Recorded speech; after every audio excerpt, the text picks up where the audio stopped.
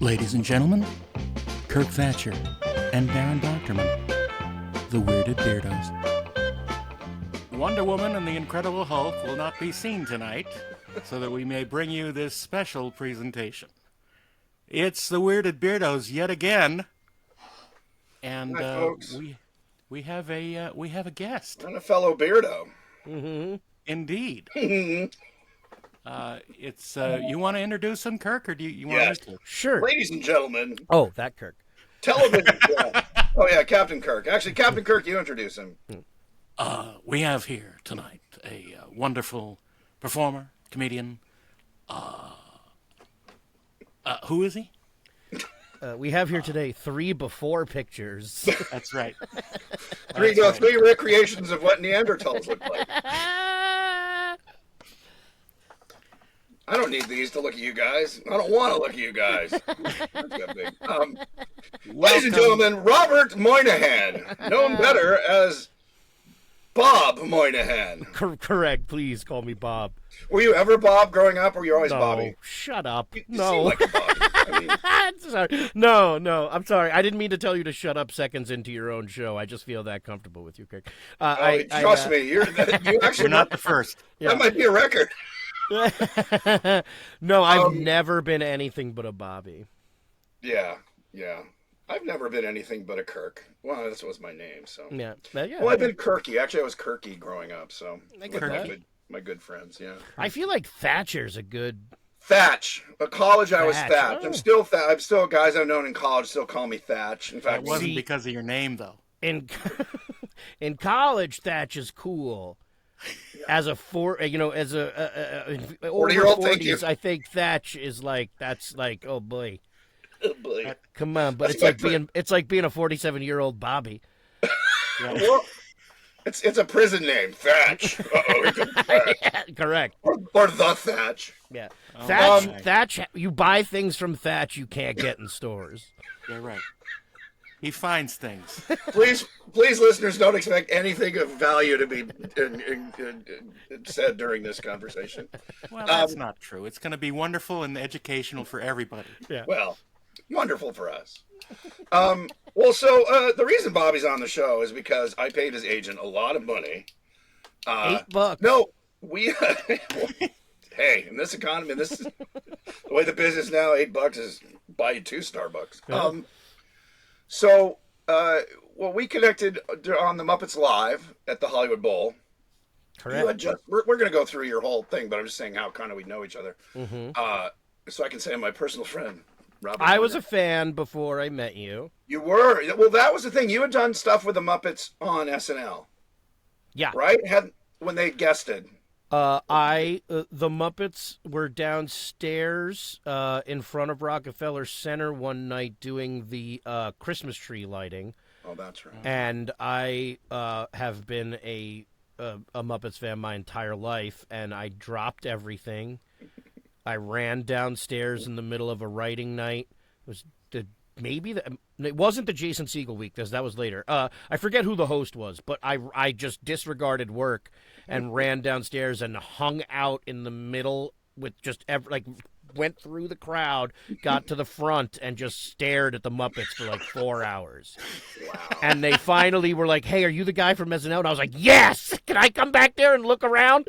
And and then I met Dave Goles, and That was how I met you, through Dave Goles. yeah, I met Dave Goles and David Rudman and a couple of those guys, and then David Rudman put me on Nature Cat, and I did Sesame Street, and it just kind of barrel rolled from there. Next thing I know, I'm hosting the Muppet Show in London and crying. Well, so what happened on our end was I knew that you'd done stuff with the New York Muppet crowd. And when you left SNL, it was literally like we were designing and writing the show, and you had just left. It had just been public that you were not coming back. So it was the spring of, what was that, 2017, 2018? The big scandal, you mean? Big scandal, yeah. Well, this is just on our show. We can say this: Bobby slept with every intern at 30 Rock. Well, I was going to say that was the problem. It wasn't at 30 Rock. I screwed up. Oh. Wrong building. So it was all for nothing. Whoops. It was a gardening store called 30 Rocks and landscape supplies. But I have so many free rocks now. Yeah. It's true. In fact, but a lot of legal bills. So we were looking for a guest host. I said, "Oh, I know Bobby. Hey, you seem like a Muppet-friendly person. In other words, there's just some people who exude Seemed joy. like a Muppet. That's the kindest way to say it. You exude something. Usually means they had a terrible childhood, so they're compensating by being happy all the time. I wouldn't understand. No, you just seemed like you were fun and had the right vibe. And then the guys who had worked with you in New York were like, oh, yeah, he's great. He did what you just enumerated. And so we reached out. And then when we met, not only you're a huge Star Wars fan. I've heard of it. Yeah. Yeah, you have more Star Wars collectibles than I do. And I found that out from the Sideshow guys. Wow. Oh, yeah. They would know. They have most of my money. Yeah, exactly. So so we have a lot of cross pollination there, in a totally adult way that's consensual. Yeah. But anyway, just to stop you, the Sideshow has a new 6-scale figure of evil Luke Skywalker from Dark Empire. I know. Just let you know. Yeah, he's on the short list of you can pre-buy this for twice. No doubt. Yeah.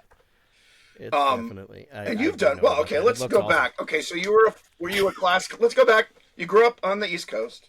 I was a child at one point. You were a child. Well, yeah. You aged. You increased in your body mass as a. Yeah. And were you a class clown? Were you like cutting up? Were you the shy kid? How did you start? I feel like I was like the mayor. Like I was just nice. Everybody knew I was nice to everybody, but like, I was like the mayor that's in charge but shouldn't be. Like kind of like I was just like I don't really do anything. I'm just kind of fun to have around. But like if you ask him any questions, he just laughs and walks away. Kind of like I just did weird shit as a I feel like this explains. I just one day stood up in class, just got up, went upstairs to the art room, got a bunch of paints and paintbrushes, and like talked to people on the way. Like I didn't think I was doing anything wrong, and I just sat down in the middle of the hallway and painted The Simpsons sitting on the couch on a mural. And like the principal was like, "What are you doing?" And I was like, "I'm painting a mural." And he literally was like, "Okay, well, he can't be holding a beer. You have to change it to a soda." And like I was like, okay. And like I would get like it was like, and then that was it. Like it was like that was childhood for me. Was like, I'm gonna do this weird thing, and they were like, okay, weirdo, it's kind of funny, so you I guess you could do it. Like, did you do theater? Like, did you get into plays and musicals or high school? Once, yes. I like grade school. I was Santa Claus in the school play. Miss Mooney was like, "Trust me, you're Santa." I was like, got it. I played Santa in second grade, in which I did for. It was a recital of Night Before Christmas, and I was really upset because I was a chubby kid. I'm like, I want to be a reindeer. But at least they should tell you. They should tell you if you play Santa before third grade, you're going to play Tevye before ninth. There you go. Tradition. Okay, so what about theater and plays? When did you get into improv? Because that's where you kind of theater play that led to college, which was I went to UConn, the acting department at UConn, which was like a half mistake. They had a puppetry department at UConn. That's why I think it's the only school in America that has a puppetry department, and that's what gravitated me towards UConn. And then I auditioned for their acting department and took a bunch of their puppetry classes and hung out there and hung out with Bart Rockaburton and all those guys. And it was the best. And then graduated that, came back to New York, was doing like an off-Broadway play about like, are these people dead? Like, you know, it was called Final Exit, and it was like, wait, have they been dead the whole time? Like, it was a very ridiculous. It was very sweet and earnest, you know, at the time. But, like, I was walking home and saw the Upright Citizens Brigade sign and went like, oh, I know that TV show. What's that? Walked in, saw a show, and I think that was the end of it. I was there every day for who was 20 part years. of that? Was that Matt Walsh? Was he UCB? When I first got there, Amy, Matt Walsh, Ian Roberts, Matt Besser were still, like, around. Amy had, like, I think it would literally think it was like 2 weeks after I started my first class. Amy got SNL, and I went like, got it. I'm staying here. I'm never doing anything else. Right. Like, And how long were you at UCB before you got SNL? I started UCB 2000. I got SNL 2008. Wow. So you were putting in, that's 8 years of just improv. Yeah. And that was after college and was acting SNL kind of the North Star for everyone there? Like, that's the big time, like everyone there auditioned, or some of them like, I don't want to do that, or well, I mean, it's like I feel like it's like Comedy Yankees. You know what I mean? Like it's like you just like Muppets, that's the yeah. That's the goal. Yeah. Now, what about fellow castmates that joined you either the same year or later years? Anyone that from UCB that you were like, oh my God, you're here too, or good luck, you made it, or Sure. I mean, that happened throughout all my time there. I think like when you said that, the one I remember most is like we were doing a UCB tour at some college, and a girl stood up and said, "If you guys seem great, like I want to go to UCB, like how is UCB, like ask something about UCB." And I was literally joking around. I was like, come with us, come back on the tour bus, take a couple classes, and in a couple years we'll both be on SNL. And that was Sashir Zameda. oh my God. Sashir told me that story, and I was like, what? And we both ended up on SNL. She was like, yeah, I did. I left. I went to New York. I started UCB, and then we both got on SNL. It was exactly what you said as a joke. And I was like, oh, that's crazy. I remember saying that. Bill Hader being in, like a PA on a Ben Stiller thing or something, and on Arnold Schwarzenegger movie. Yeah.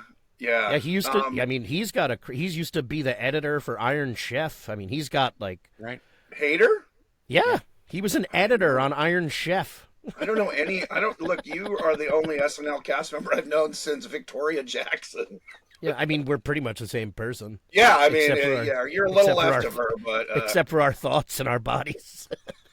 Victoria, she was a sweetheart back then. She was the character she played. She was kind of sweet and ditzy and kind of loved everybody, and I don't know when she took that hard right turn, but God be with her. I hope she has a happy life. She signed my SNL jersey once. I met her, and she was very Victoria Jackson. Yeah, she is. And I loved her. So were you writing before SNL? Like, I know because improv is like no writing, or did you jump in? Writing as like a like it didn't. No, I mean once I got to SNL, I went like, oh, there are writers, there are writers, and then there's me. Right. There's angry sociopaths and then actors. I did sketch shows and stuff, but like it came from improv. I learned how to write at SNL, and I don't know if I finished the class. That was my question. Did you kind of throw you into the fire of like? So you get cast, and they say, all right, you're now a cast member. We're going to start you on little parts. Just start writing. Like, find a partner. Like, I know you wrote. Did you write with Taryn? Or who were you, like, people you wrote with a lot? Or you kind of wrote with everybody? Colin Jost, a bunch. Brian Tucker, a lot. Mikey Day, Taryn. Anything Star Wars or, like, nerd-related was usually us three. Mikey and Taryn. Me, Mikey, Taryn, Streeter, Seidel, like me, Mikey, Streeter, and Taryn wrote that Matt the Radar Technician thing. I love that. Me and Mikey wrote the Hobbit Office, and like it was just like all those. The Michael Keaton creepy kid show thing where you just walk on and go, where did that come from? I love that bit. That's one of my favorite things I've ever done on the show. Because your lines are easy to remember. That was like a reoccurring bit that we used to do. I did one with Edward Norton. Like I was always just like a weird sidekick. I did one with Justin Bieber where I was just a guy named Taco. But that one was they had Kate do it, and then I just got to come on. I think I just went and walked off. That's all or you something. did. You just walk and you look at camera made and a weird like, sound. My name was Jordan Almonds. Yes. Very, very. I remember that. London. I was in a captain's hat and a teal suit. Yeah. Your hair was all puffed out. Yeah, I personally enjoyed Jordan Almonds a great deal. You were basically playing Kirk, though. Yeah. No, I just think I just think it's funny to make a weird sound, smile as if you're proud, and then leave. Walk off. Yeah, But Keaton, I remember Michael Keaton was tickled by it, and like when Batman laughs at something you do, you listen. Nice. Yeah, that and Riblet. I mean, I love, because I obviously like odd things and people, hence this show. The stuff that was way left of center, it's not political, it's just complete, like I said, kind of exudes joy and nonsense. And so Riblet, one of my favorites. Me too. A lot of my characters are just like, hey, this dumb thing happened. Can we put a costume around it? Like it was like I had my best friend from college call me up when Chase started, and he was like, that guy sucks. I could do his job better. And I told Che, and he was like, we have to do that. And it was like just me playing my buddy from college making fun of Che. And I was like, first of all, no, you can't. And second of all, but I will I'm say, going to make fun of you on TV for it. When Chase started, he was so wooden on. He seemed probably, and rightly so, incredibly nervous. He was like, and it was like, oh my God, this poor guy. I thought, well, there's a writer who they said, that's funny, you should be on camera. I'm assuming this is the story, because it totally read like, here's a writer, you do it. And he's like, okay. And then he's like, I'm Michael Chase. I was so. Well, I just thought it would be funny if someone said, you do it, and then they were, like, right. They thought they were better. Right. Yeah, it's I stole your Jorb anyway. So yeah, ridiculous. All the Jorb and weird stuff, and this is the truth, came from the first time we did it at Dress. It was kind of bombing. People didn't know what to think of it, and then for some reason, I just looked at him and said, "I'm going to take your Jorb," like trying to make him laugh. Right. And, like, that is what people laughed at. And in between Dress and Air, they were like, throw a couple more Jorbs in. Yeah. Like, and, like, that's how that stuck. That's the brilliance of improv, especially when you're playing what you've written. You know what I mean? You can grow it in the moment with what's working. That's lewd. That would not have happened in the first couple years. That was something that came with later experience and confidence enough to go, I can mess around with Che because this is bombing a little bit. Right. I think I wouldn't have worked or happened any earlier than that. And Bill and Fred were extremely good. Oh yeah. With saving sketches that way. That they were in, or anybody's sketch? Well, like, you ever see that sketch? I mean, like, the funny version of it is that where they're the two doormen. It didn't air. If you go online, you can watch it. There's a sketch where Fred and Bill are two doormen, and they can sense how hard it's bombing, so they just start going nuts trying to save it. And when I come out, they disregard all the lines, and they go, Bobby Moynihan from SNL! Like, they lost their minds, right. And it's one of my favorite things that they've ever done. Now, but they were very good at being comedically smart enough to know when to throw a little something extra on it. Right. Both of those guys, from watching them in interviews and stuff, don't seem like they're funny in the room. They seem very like I don't know. I don't want to say intellectual, but they're not wacky. I completely disagree. That's Bill is really? intellectual. Okay. Bill knows everything about movies and comedy and everything, and Fred is just a comedy sociopath. Fred is just Fred. Fred will come in a room and lie to your face to make you laugh, and then walk out, and you'll think it's true, and he does not care. Wow. Fred will just walk in the room and go, "Did you guys hear what happened?" And we're all like, "What's happened?" Like, we're excited to hear. And he's like, "I'm the voice of all the Simpsons now." And everyone's like, "Oh, come on, man." And he's like, "I'm not kidding. They made me the voice of all the Simpsons. I do Homer, I do Bart," and then he'll stand there for 10 minutes and list 7,000 Simpsons characters. And Mo, and do you know the guy, there was like an episode where there was like, and in the background there was a guy, right. and he just sells it as much as he can. Well, but not Disco Stew. Yeah. He does have that, you can see it in his bits, even in movies, where he's like, that kind of, he gets, puppy-eyed, and he's like, no, and I could see that. That's amazing. So are you... One of the funniest people in the world. Do you still write, or even just socialize with any of the gang? I mean, again, they'd have to have moved out here, but are there any long yes, I just was at the Unfrosted premiere, the movie that comes out yesterday on Netflix. Check it out. and I saw it was me, Beck Bennett, Kyle, Jay Farrow, Daryl Hammond. Like I haven't seen everybody in Right. one. Like it was like a nice Reunion. grouping, and everyone gets together and goes, "How are you? You okay? You still sleeping? Okay? All right, great." Yeah. Judging by the reviews, it is not a popular film. The reviews comment. literally, they're brutal. They were just so bad. I'm gonna be very honest. I love Jerry Seinfeld. I love everybody in it, but Yeah. the clip that they showed on the first thing that I saw looked so awful. One of the reviews literally was a steaming pile. That was the Thanks, review. guys. Thanks for No, but bringing it up look, even more. And Bobby is the star. But that's what makes it interesting to watch. Interesting Yeah, to watch. it's a fever dream about Pop-Tarts, and Yeah. if you enjoy it, you will, and if you don't, you won't. Interesting to watch is my new go-to when you go to a screening and you don't know what That's to right. say. Wow. Interesting to watch. Interesting to watch. It's like calling someone easy to draw. I've been called that my entire fucking life. Yeah. When I was in Paris, and you're those guys who do caricatures, I was mobbed by artists. They're like, "Oh, monsieur, Oh, you look Draw easy me like to you draw. do those people One in guy, Paris. the guy who drew me for free and just said, "Just give me a tip. Can I keep?" But he said, "If you don't, I will just keep it." I was like, "Wow." Next time, monsieur, please leave your clothes on. Yeah. Hey, we're in France, man. Man. I want to derail this thing because Please. I think we need to talk about Star Wars more.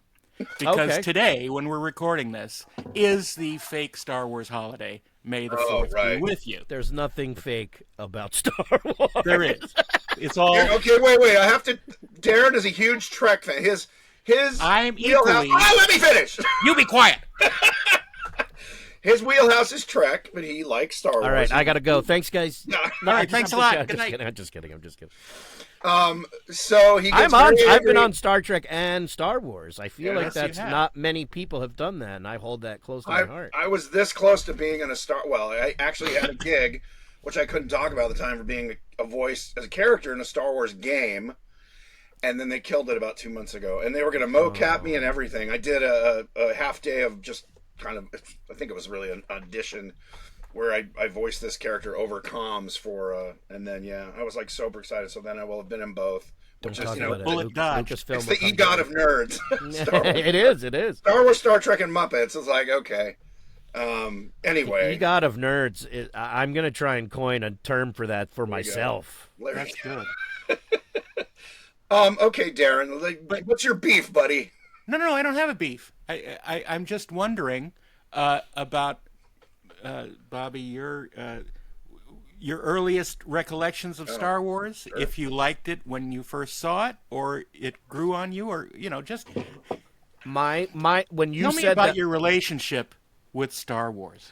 I have, and this is, I wish this is a real thing. I have such a vivid memory. Like I still feel how happy I was of running down the, like getting there, getting into Woolworths, running through the store, running down the aisle, and seeing the Kenner action figures and getting an R2-D2 finally, and literally being like, I did it! I got it! I finally got it! Like I have a very vivid memory of like that. To explain my childhood to you, I saw this. Oh, is it going to take me a while to find it now? I saw this picture, and I saved it immediately onto my phone just because it made me feel so nice. Oh, Now, wait, it's going to take me a second now.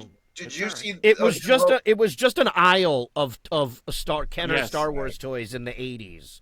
I think I saw that one too. Did you see A New Hope originally off VHS tape? Is that where you first saw Star Wars, or?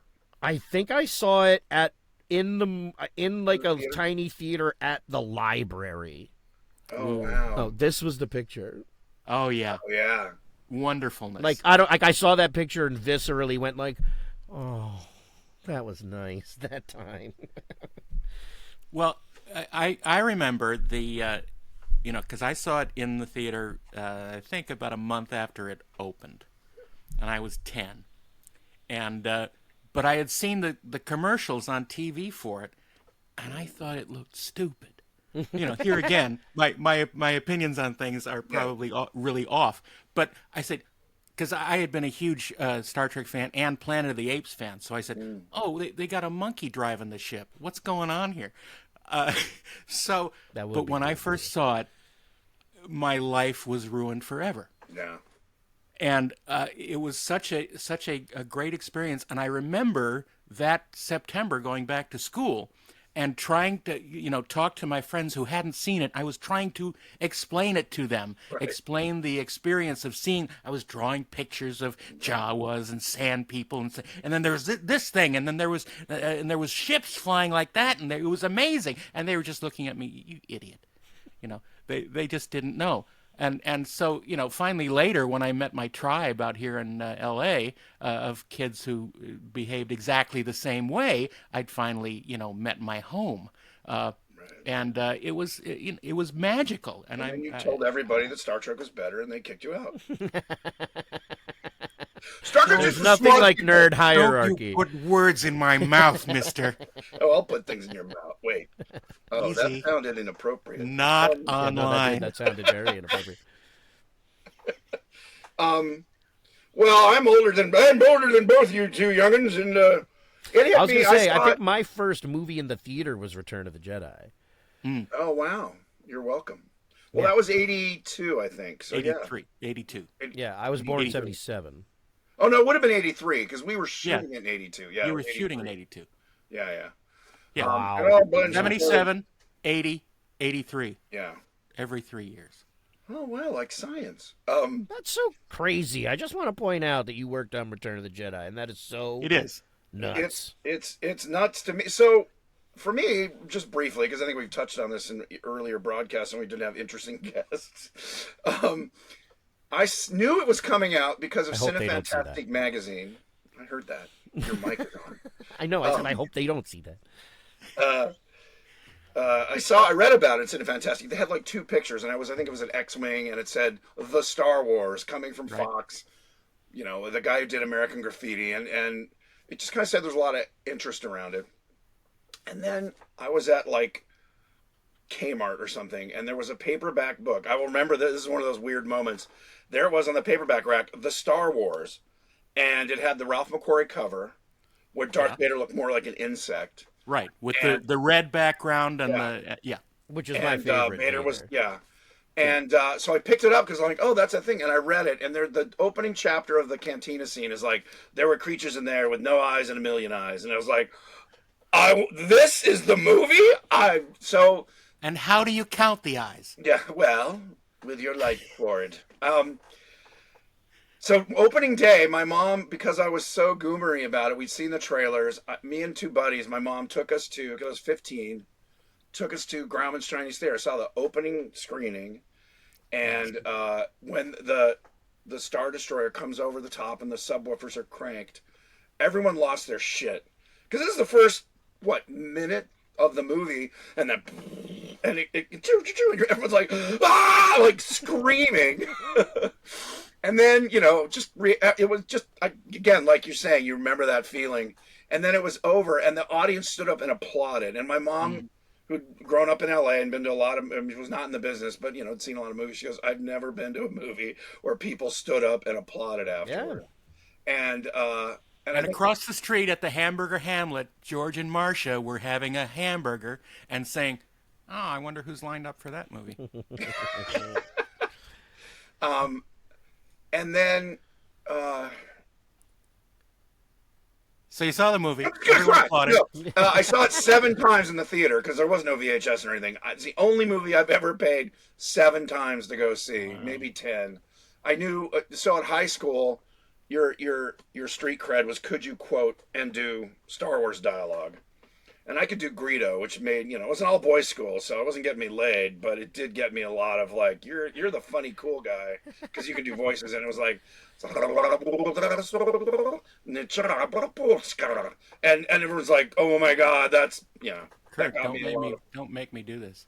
What? Son vitale, maratram titach makicheta, Yeah, Jaba waninshi kochba wichani twachanya wanyoska.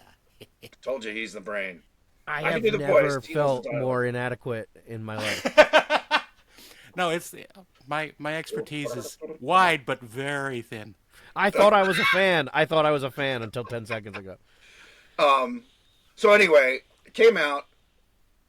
My mom comes home from church like 3 months later. Says, "Oh, I met a lady who's Your mom was at church for 3 Church months? For 3 months? She was very religious. She was doing penance for having me, or actually adopting me, which was even worse. Like, you could have left him in the cage. You picked him? You picked him. You actually had, after 3 months, you kept him. She came home, said, "I met a woman whose son worked on Star Wars. Long story short, I met him. It was Joe fucking Johnston. That's his real middle name, actually. I didn't know that. That's Actually, terrible parents. he's very quiet about his middle name, which I will not share because we're friends. Yeah, when I found out his middle name, he's like, "You fucking better not tell anybody." God. Anyway, My goodness. so ILM was 1.5 miles from my house. I could ride my bike there and did. Joe gave me a tour. They were doing Galactica. And so he gave me a tour, and there was literally panels of the Death Star leaned up against the wall outside. And I was like, I want to work here in the summers. And he's like, "Yep." Is that Kirk? What is that? Kirk Doll? Oh, Galactica, yeah. That's Yeah, Joe very Johnston. nice. That's Starbuck. That's Joe Johnston in an outfit. Yeah. Don't make us start showing off. So anyway, I was please. like, I'm going to ride my bike here every summer and work there and make coffee. And I think that fall they moved to Marin County. To get away from you. My dreams were crushed. Yeah, We're that like, kid, fuck, he he lives knows too where we close are now. by. He can walk here. Anyway, and then, what is it? Like So 3 cool. years later, I'm working on Jedi. So nuts. Yeah, well, it's because of my sparkling personality. Yeah, I agree. Well, like you said, I wasn't the mayor. They were like, but- if he doesn't work out, we could throw him in the cantina. This is why we had you on. I need to be abused not only by him, but now by you. But see, you were the mayor. I was the guy that everyone made fun of, and I was like, that's funny. I still love you. Well, that's how we cope. It's how we get through. It's how, yes. But You are king of the nerds, Kirk. You always will. Thank you. I'm king of the nerds. Well, at least you're the regent of nerds. Yes, the Duke. I'm the Duke of Nerds. I'm the mall Santa of nerds. Darth Maul That's Santa. gotta be our names underneath the small set of nerds, Duke of Nerds. So you were saying, like, it blows your mind. So every day I would go to work going, I'm making the Star Wars. I'm working, and that giddiness never left. And then I got to go on location, and I would go out dancing with Carrie Fisher and like 8 stuntmen, and it was just like a fever dream. Wow. But you can't keep pinching yourself every morning. And so You can. I did it for a year. A lot of my jobs have been those jobs. I have been extremely lucky. The Muppets, the SNL, Star, everything. I have a lot of those jobs in my career, and I pinch myself constantly. Well, Even today, it's May 4th, but like, I know.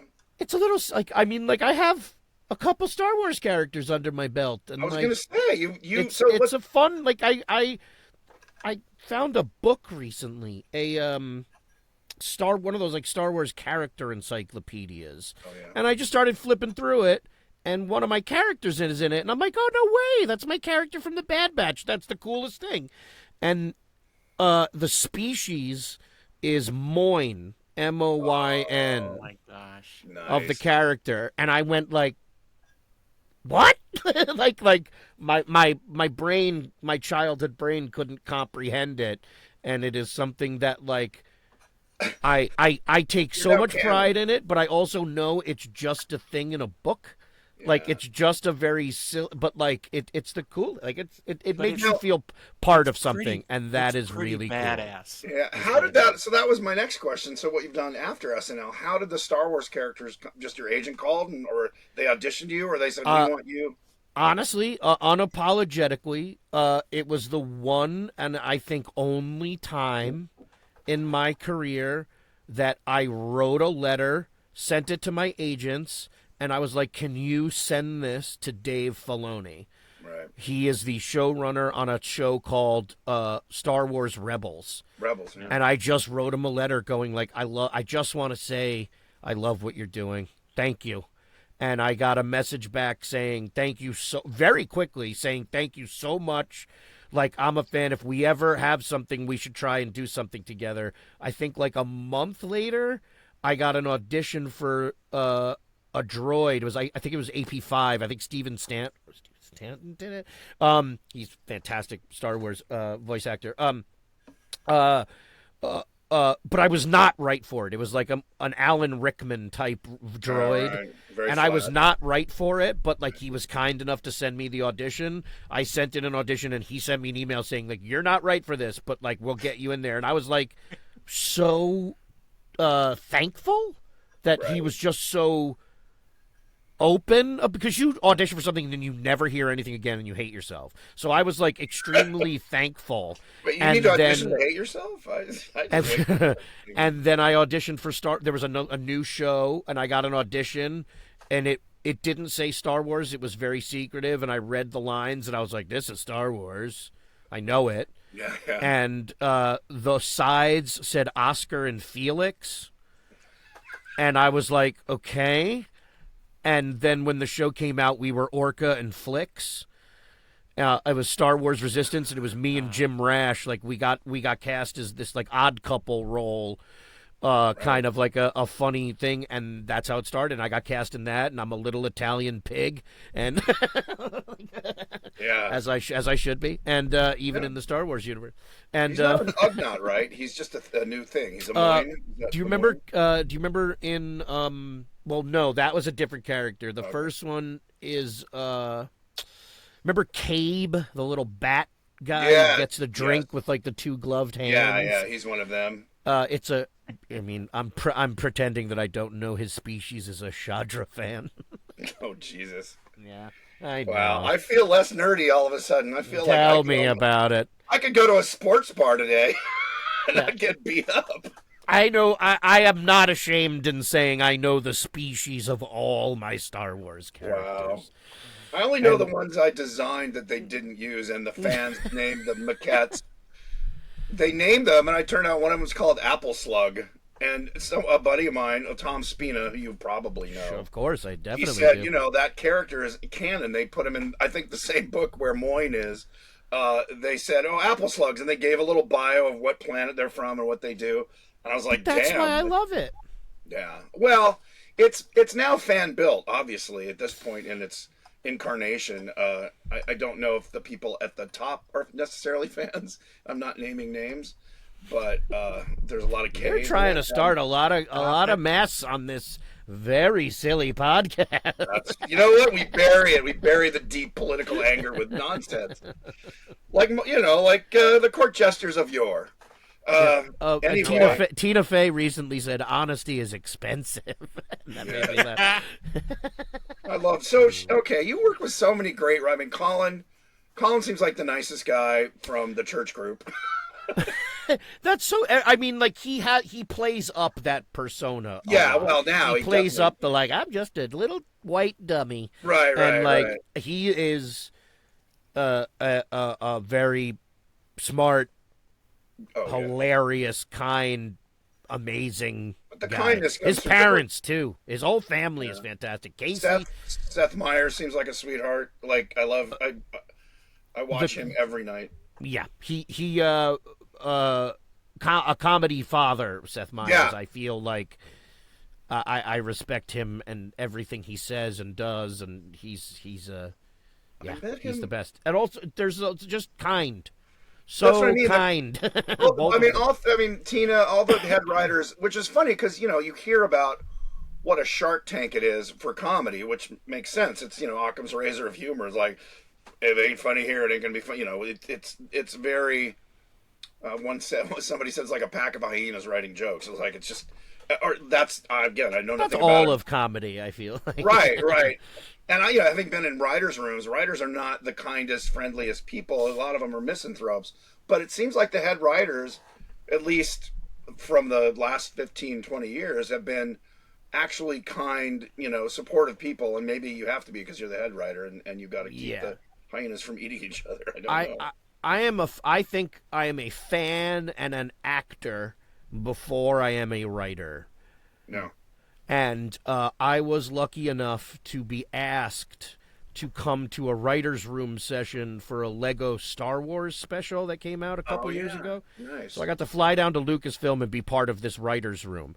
Now, you would think after 10 years of SNL that you would be calm. I was not. I think back about it. I have never been more embarrassed in my life than the way I acted that day.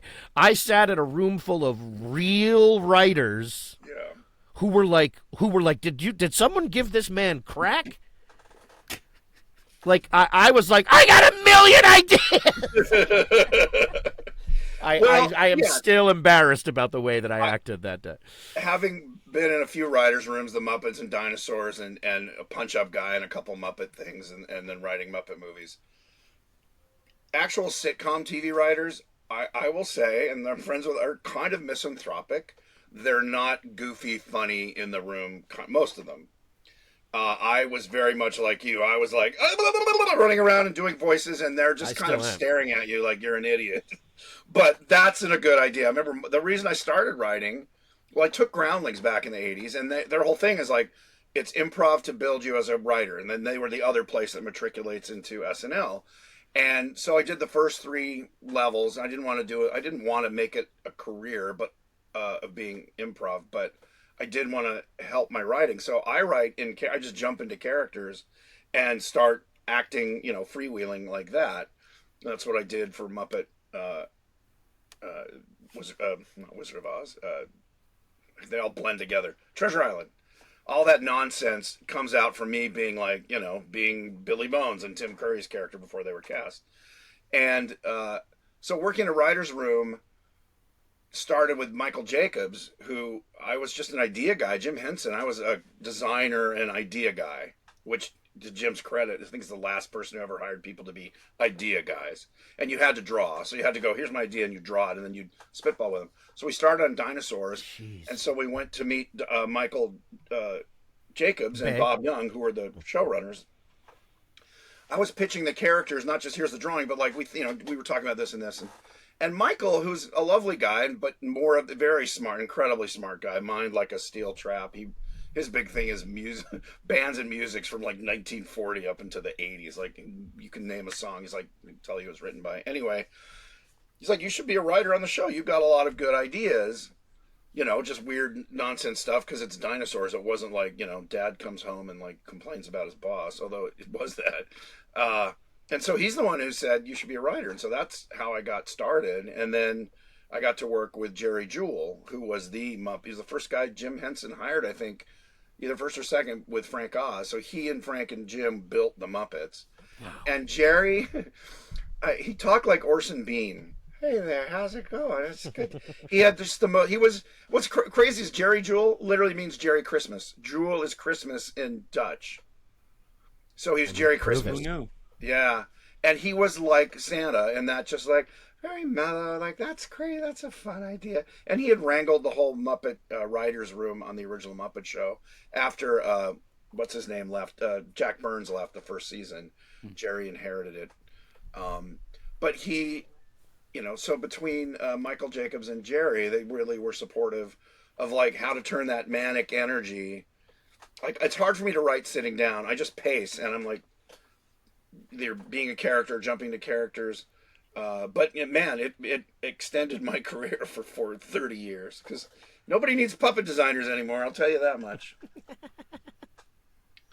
Well, especially the way you did it. What?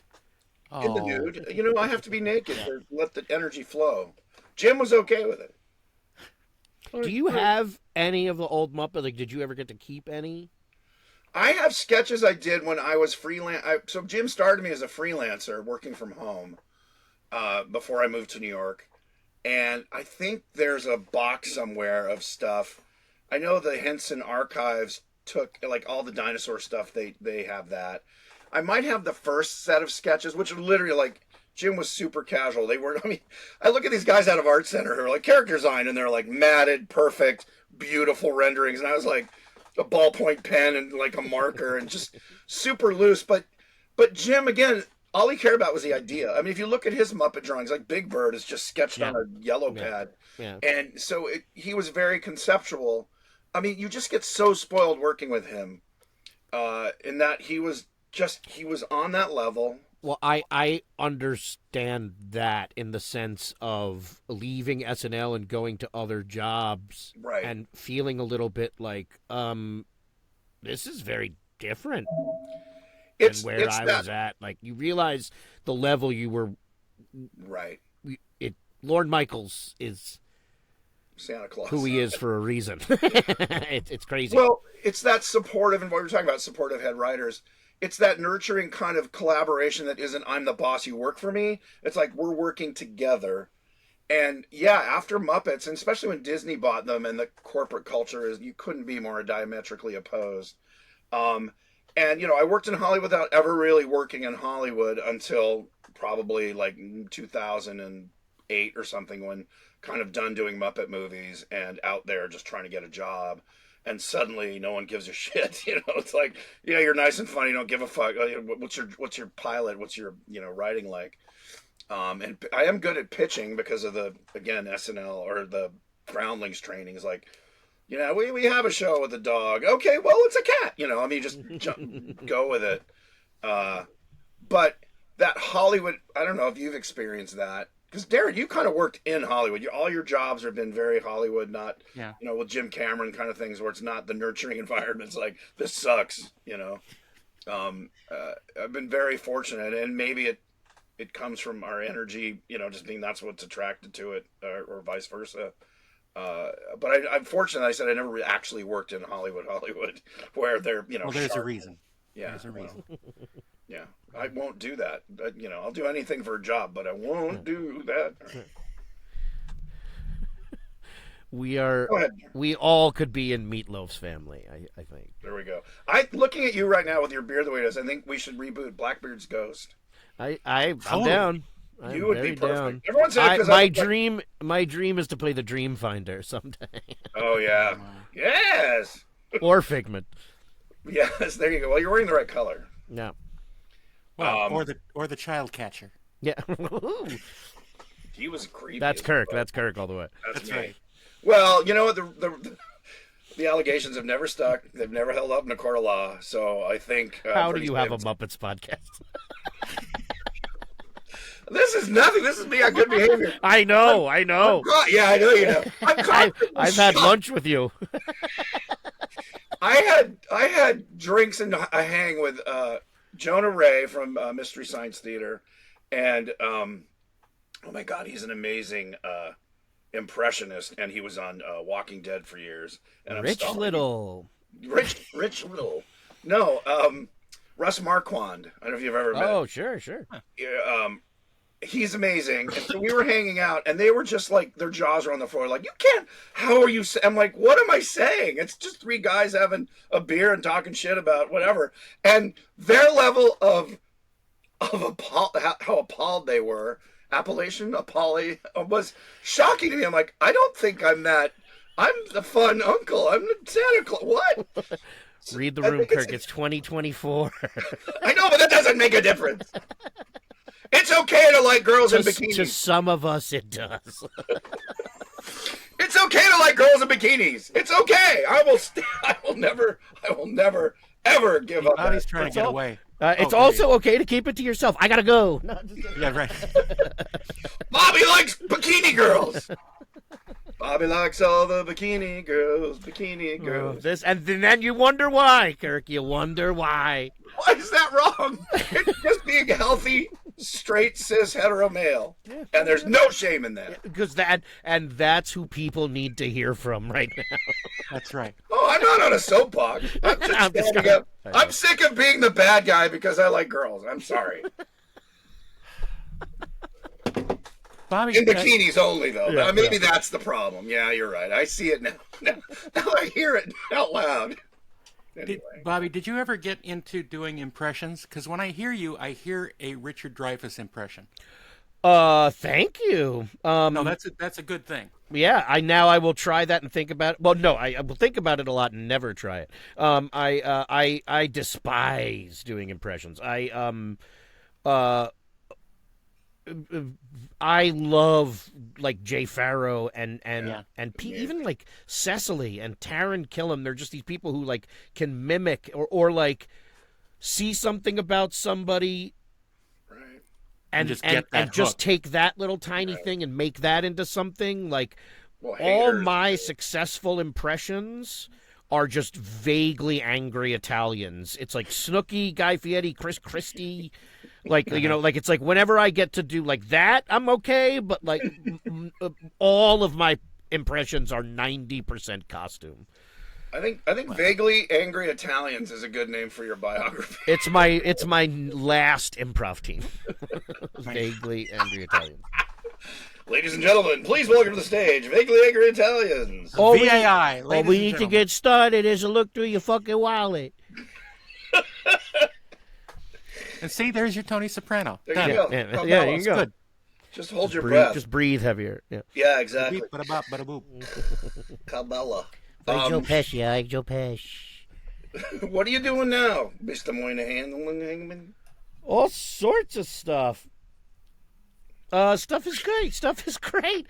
This is like the talk show. So where can we see you now? I mean, if you want me to do plugs, I got a podcast on CBB World called Who Me with the Batman. I play Batman, and I interview people. I really interrogate them. I bring guests on every week and accuse them of killing my parents, and that's very silly and fun. I have a movie coming out called If on May 17th. Oh, right. Right? Imaginary friend? Yeah, that I'm really excited about. And Are you a human or are you a character? Without giving it... I'm a human in this Good one. for you. It's really funny. A lot of people go, "Which one do you voice?" And I'm like, Right. that one. Nice. No, I'm a real person. Yeah, I'm a and real my name boy. is I'm a Bobby. real boy in it. You can see that. That's awesome. Yeah, I'm super psyched about that. And I got something coming out in 2 days that I wish I could tell you right now, but I can't. Okay. Is it? Well, can you say the medium? Is it TV, movies, a podcast? What is it? I will say it's medium.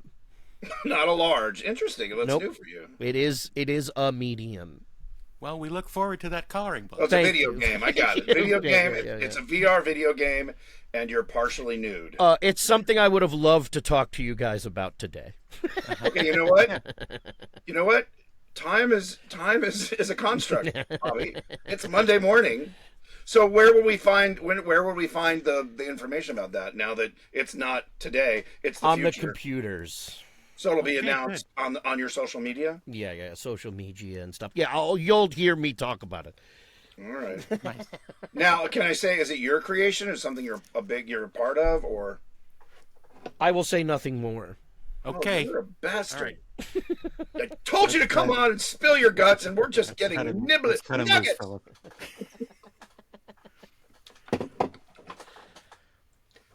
Oh my God, We've, we can hear you We've kind of whispering. disconnected Kirk's. You we've can hear the disconnected chair. Kirk's microphone. You can hear my bones cracking as I lean. Mr. Thatcher will not be joining us for the rest of Yeah, this. understandable. You monsters. Yeah, These that's are my- pretty much it. And now I'm just hanging out here with my Muppets. Other than that, I'm fine. Muppets. Do you have Muppets? Did you get some Muppets? I am in a room full of Muppets currently. No, the ones that the reproductions people do that are puppetable. No, the real ones that he stole. Oh, that's No, where they... after working with the Muppets, I went, I deserve one. I loved it so much my entire life, You're welcome. and I sought out somebody that worked for the Muppets, and they made me. They made me this. Of course. Wait, did they make a Bobby Muppet? I have many, but I have. You're out nerding me. Oh, there you sweet. go. Yeah, I have this guy right here. Does he have the three little hairs on? I can't see on your. Oh, there they are. Yeah. Yeah, they're there. Nice. Well That's done, nice. sir. What is a custom? Did you mind me asking for our fans who are like, I want a custom Muppet? Do they run like between 5 and 10K? $5. It was $5. Come on, Moynihan. It was $5. This is for our listeners. I don't know if I'm You comfortable don't have talking to say. about that. Don't give in to Kirk. Yeah, What? yeah, You don't yeah. have to I'm sure. say. Well, I will say there's places online where you can go. Even there's a Facebook page for Muppet makers or Well, something. you know what? Yeah. Oh God, you know what? I'll be completely honest. I found during the pandemic. Yeah. I found a guy. I was just looking through stuff. Now I'm gonna shout him out. Yeah, give him a plug. I hope it isn't the guy who screwed me over in my Muppet. Oh no! I think. Well, we'll talk after. Whisper Okay. it. Whisper it. They Ooh, Muppet gossip. put it in the Yeah. chat. Oh, the coolest we've ever been is three guys talking about talking shit about puppeteers. Yeah, yeah. Secret Muppet builders. Underground puppet makers. You didn't hear it from us. I found a guy online who was like, I'm gonna start trying to make these, Yeah, yeah. and went, hey, you're doing a great job. I'll take one of those. And then he got better and better, and then I just kept with it. And Kept following him and my buddy following David He's Boudreaux fantastic. a buddy of mine makes his own custom Muppet and they're stunning. He's an artist on Family Guy, or what's the other one? The American Dad, and he has an amazing Star Wars like Tom Spina. He keeps Tom's kids in college, but he also makes his own Muppet reproductions, and they're stunning. But he doesn't do it for other people. Oh, good. That isn't the same guy. Thank God. There's a bunch of people doing it now. Those are great. yeah, Let's just say that about 10 years ago, I ordered from this person, and I ordered an Ernie and a Bert. And, oh, that's beautiful. One Muppet replica. And I got the Ernie like 6 months later, but I never got the Bert. Wow. And, I paid a good sum of money for those. Yeah. But, that's how it goes. I would love to show up on a doorstep with a baseball bat and three guys with beards and be like, where's my Bert puppet? Yeah. Yeah. No, show up with Ernie. Show up with Ernie. Like, hello. All of us dressed up as Ernie. I have an Ernie shirt. I did Ernie dressed as Ernie with Bert at Comic-Con. That's sweet. That's sweet. Oh my God! Did you? Yeah, run that was one of the best. I've had a couple. Jeez, Did you run the panel? That really happened. I did Bert with I did Ernie with Bert. Which one is it? Your story keeps changing. I sang two Carol Spinney Oh with Oscar. I did I Love Trash with Oscar, two Carol Spinney. Wow. Like, man, I'm happy today. Yeah, I'm good. happy. I got to do a lot of things I loved. Yeah, well, that comes through that you love what you do, especially I this do. podcast. Anything dirty or dingy or dusty. yeah, very Anything nice. ragged or rotten or rusty. I have this too, Let's see. Oh, that's lovely. which is what I wore on Sesame Street when I was the Quaker Oats man. Oh, Oh, sorry, my the God. Quacker Duck man. Quacker Duck Man. Oh, that's beautiful. Beautiful. Yeah, I got a closet full of Sesame Street That parodies. is your wife tolerant of this? She's like, yeah, well, it's the world you're in. Very, very much so. I also I try and keep it classy. It's Your man cave, or? it's in my office. I don't want to. Yeah, I like Yeah, to call it my office. People are surprised when they come to my house and I don't have, I would say, the black leather chrome furniture with movie posters everywhere and Monster Mass. It's like it's in this. I room. will say the Muppets do stay in the closet. Yeah. Yeah. and my daughters play with them a great deal. It's not just like Sure. But you make them wear gloves and Gonzo I have in my office next to my desk, and I stare at it because I can't believe I have it, because that as a kid was just Dave Goals was. Yeah, Everything. Gonzo was my favorite as well. Again, it came out in 75, so yeah, I was like 15, I was 13, 14. Well, I love the Muppets on SNL. The Land of Gorch. Did you ever see those? Right. You've been seeing Oh, of that, course. yeah. Well, That got me back- really excited. Back when they were called the Mucking Fuppets. well, by the SNL cast. Yeah.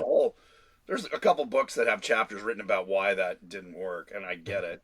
And Frank has talked about it. Belushi famously said,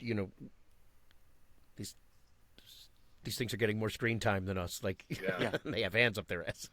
Yeah. That's how it's done, Robert. That is the method Yeah, of correct. the magic. Here. All right. So why? Two things. These are the questions to end on. Number one. When you were number one, make it so. Why was Star Wars much bigger with us boys than with girls? Not that girls didn't like it, but there's something that hits you in between the eyes when you see that movie. It's the action figures. I truly But see, believe. not for me. There were no action. I saw that when it was nothing from nothing, and every guy I knew was crazy about it, and girls were like, eh. I mean, you could say somewhat the same for Star Trek, and again, it's a big brush, and I'm not saying women didn't like it, but overwhelmingly male. Where the Muppets is kind of not that way, but it's interesting to me. Is it because it was the boy was a guy was the hero and Yeah, I mean, like if it was Leia was Luke and the droids Right. were ladies, maybe it would have, or so I don't know. Yeah. I think it is a male-dominated sport, Star Wars. it is. But it's interesting to me because I mean, it doesn't have to be. I mean, now it's No, got it never more, was. yeah.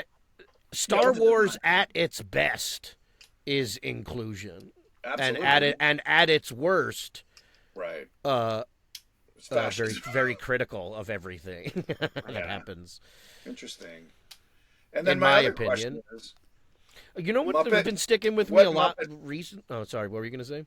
Mm. No, it's go your ahead, show. finish I your forgot. thought. I was just going to say I heard something recently that has stuck with me now, and about Admiral Akbar, and saying that the original was it Marquand, the original director, Richard Marquand. Richard Marquand, was the only director. was told that Akbar shouldn't be used because he was too ugly, and that he was like, that's why we're making him the general. That's why we're making because people need to realize that ugly people can do great things, Oh, that's and interesting. my heart broke. And now Admiral Akbar is like a He's your hero. yes for the ugly people out there. There are millions of I don't know us why, who but are that ugly. got me. That got me. I was Yeah. like, that's beautiful. I That love was that. not. I've never heard that, but George could have said that too, because George was definitely not a pretty boy, and But that's a great story. I didn't know that. Yeah, I that really touched me. I was like, that's. I don't know. That blew my mind. I thought He's that was named super after an Indian restaurant in Marin County. cool. Is that true? Nice. Akbar, yeah. Amazing. It's amazing. not even. He didn't even turn it into like Rakabar or something. It's just literally Akbar, the Yeah. same spelling and everything. Well, the He Ewoks could have been. He could have been named after the IHOP that George goes to. Yeah. And his name is Just another name dropping thing. I play a character named Cecil Slack in Star Wars Tales from the Galaxy's Edge video game, where I play a cantina bartender named Cecil Slack. And I was told that the name of the ship, my ship, is the guys who made the game named my ship after the bar that they go to after they finish. And I don't remember what that was, but my character's name is Cecil Slack, and that is because I'm the bartender of this cantina, and because of Mo Sislak. Sislak from Simpsons. That's why his name Nice. is Cecil Slack. And the ship is called the McMurphys. I think it's called like the garbage room or something like that. I forget what it was called, but it's like that's the name of my ship is like the same name as the. I wish I remembered. All right. It's great. My It's very funny. second question for the room. Never heard of the garbage room? The Muppets. Okay, so I have strong opinions about this. The Muppets. Well, two things really. What Muppet project would you want to be in if they're going to do a movie? I've already written it. I have it ready to go. I want to pitch it to somebody. It's me and It's just a Fast and the Furious with the Muppets, and me and Gonzo are brothers, and it's just a Fast and Furious movie. But with they're not. Are cars. It's about family. It's are about they- family, and all the Muppets play different things, and we all have different crazy, awesome Muppet-themed vehicles. Cars. So it's wacky And it's racing. a heavy action, like Twisted Metal I love that. with the Sweet. Muppets. But here's the thing. So what the Disney people, and it seems to be the Muppet, well, I know the fans, they want the Muppets to just be the Muppets. I mean, Kermit's Kermit, Gonzo's Gonzo. If you cast them in something where they're not just themselves, they get very upset. But in my mind, which That's the the things best I thing worked for them on, to do. They're performers. well, to me, they're like a comedy troupe. Where that's the thing. I want to see They Kermit have a be theater, and they put on spaceship- shows. Yeah, I want to see him be a spaceship captain. I want to see him be, a spy. I want to see Fozzie be the president. Muppets is the whatever. first SNL. It was Exactly. it That's was the what- same. and It's the Jim- same thing. Jim and I talked about it. It wasn't for kids, and it was a sketch comedy show. And I mean, again, I've kind of left the Muppets, but I wish them the best. But it pisses me off that they're like, no, Kermit's Kermit. Like we want to see them, because I pitch Western space. I've written space movies, science fiction movies, Western idea. I mean, all this stuff, and they're like, no, we want them. We to be, need the Muppets Dog Day Afternoon. Yep. I mean, come Yeah. on. And Glengarry Glen Ross. Well, that's the new thing now, and I get it all the time on my Facebook page. The Muppets, it's the Great Gatsby, but the only Gatsby is the only. Well, human. I mean, but like all the Muppets Star Wars stuff, the Muppets Wizard of Oz, like it's like they've always done that, and like that's what people love we to did see. Pigs in Space Star Wars sketches, and we filmed them, and then JJ killed it. Well, Kathleen Kennedy actually killed it, but JJ. Oh no way! It's got Really? 3 pigs in space. I actually have pictures of Fozzie as Chewbacca Waka with a banana bandolier. I remember. Pepe it. was Prawn Solo. Luke was again Luke Flyswatter, and Piggy was wherever she was from the original Muppet thing. And then The we had- Gonzo Vader design is one of my favorite. he was back as designs ever. whatever we called him. I don't forget. Durf Nader was the original. Yeah, and we recast them as they were on the original Muppet Show, but we added Prawn Solo, Chewbacca Waka, and we had Bunsen and Beaker as R2 and 3PO. But they were, it was, and we made the puppets and we shot. And Mark Hamill was going to do it. Mark Hamill was on board, and the gag was they're in the Pigs in Space set doing whatever the parody was, and Mark comes out, and they go, "It's Luke Skywalker." He said, "No, Mark Hamill." Yeah. And what are you guys doing here in my office? Like, your office? He goes, "Yeah, this hasn't been used in 30 years, so I made it my office space." Oh my God. And they kept trying to drag him in to be Luke Skywalker. He said, "No, I love this stuff, but yeah." Kirk, if you ever do this for real, there needs to be another character. I am doing this podcast for real, Darren. This isn't just Be quiet. a big dromedary called Mark Camel, Yeah. Yeah. and just say that we're having Mark Camel on today. I made a cartoon called Lofi that is about a manatee that sells weed in a zoo. At the zoo. And there is a character named Mar Camel who is a camel and has Mark Hamill's haircut from the 70s. And I asked Mark Hamill to play it, and he just wasn't available at the time, and I couldn't get him to do it. But I got Kevin Smith to do it. Nice. I got Kevin Smith. But, Oh, wow. Wait, Kevin Smith did the where voice can we of Mark see Lofi? Hamill. Because I remember you telling me about it, and then it's Oh, live. Lofi's on YouTube. Just type in the word Lofi, and you probably will find it. Not Or LOFI. Lofi and LOAFY. Took Right. me a Lofi. second. Like Lofi. someone who You hangs know, around. like the weed selling manatee. Like, and you, I assume, do the voice of Lofi. I do. And what would Lofi sound like, Bobby? Like this. That you didn't say anything. Shockingly You said, similar to me. Yeah, Like, yeah, is yeah. he like, hey, but he's stoned all the time, or is he mellow, or Mellow's not the right word. I don't know how to put upon. I would say put upon. does he like bikini girls? Oh, Kirk, I gotta go. Well, luckily, so do we. yeah. Thanks, man. Thank you. What an absolute blast. Thank Well, you we'll so do it much again for sometime. hanging Nice out to meet you, Darren. Yeah. on this Star Wars Day. Great meeting you, and Yes. good luck in everything that you do, even those things that you don't want to talk about. Yeah. Hey, thank you so much. Just send us. You know what? Send us the link or the info. Well, I guess it'll pop up. I here will. and You'll- so yeah, we'll I will. promote it. We'll promote it next week. Yes. So send us a Sounds picture good. of you with your thumbs up, holding a thing, and we'll just put it up. Hey, look, everybody, it's Bobby Moynihan. You got it. All right. Thanks, man. Thanks a lot. Thanks Thank for joining you. the Bearded Weirdos, and thank you, everyone, for listening and watching, and we'll see you next time.